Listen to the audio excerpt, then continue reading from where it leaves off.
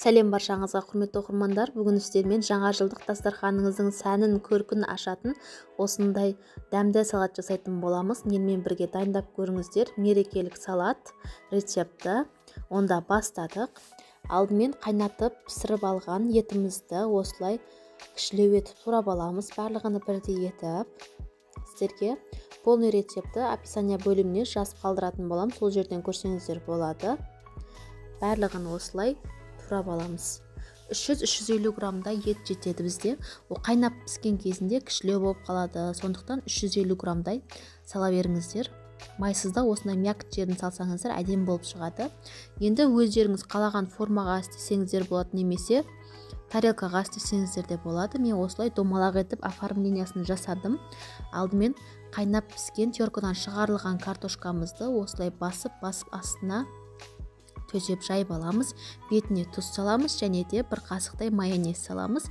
Менде майонез, домашний майонез парақшамда рецепті бар, көрсеңіздер болады. Өте оңай, үйдегі бар заттардан дайындалатын, 3 ғана заттан дайындалатын майонез рецепті бар, көрсеңіздер болады. Жаңағы турап алған етімізді тегістеп жайып шығамыз.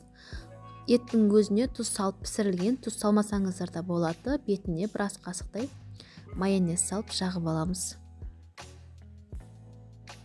Өте керемет, дәмді болып шығатын салат рецепті міндетті түрде дайындап көріңіздер. Енді бетіне қайнап піскен жұмыртқамызды теркадан шығарып алдын ала осылай бетіне жайып тегістеп жайып аламыз. Кішкене тұз себеміз және де бұған да майонез жағамыз. Жаңа жыл келе жатыр, алдағы уақытта көптеген рецептілер болады. Қонақ келген кезде дастарханыңыздың сәнін көркін ашатын болады. Міндетті түрде дайындап көрулеріңізді кеңес беремін. Үстіне салат жапырағын да осылай турап жесеңіздер болады. Кішкене тұз сеуіп, жаңағы қалған картошкамызды тағы да бір слой жағып аламыз. Жақсылап тегістеп басып. Картошканы білесіздер, тұзды көптеу саласыздар картошкаға. Картошка тұзды көптеу жейді. Бетіне кішкене тұз сеуіп жіберіп, майонезімізді жағып аламыз. Өте керемет салат рецепті, міндетті түрде жасап көріңіздер.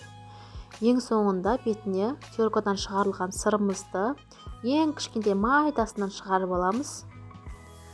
Әдемілеп бетіне барлық жеріне бірдей етіп жайып аламыз теркадан шығарылған сырымызды. Енді кальчоғымызды жайлап шығарамыз формашкамызды. Осындай әдемі беттері теп-тегіс болу үшін кальчо салғанмын. Енді бетіне зелендерді сәндеп шығамыз. Шеттеріне домалақ етіп сүйіп шығамыз, майда етіп турап. Өздеріңіз қалағанда етіп сәндесеңіздер болады. Мен сағаттың формасында істедім. Оформлениясын өте керемет болып шықты. Аппетитный.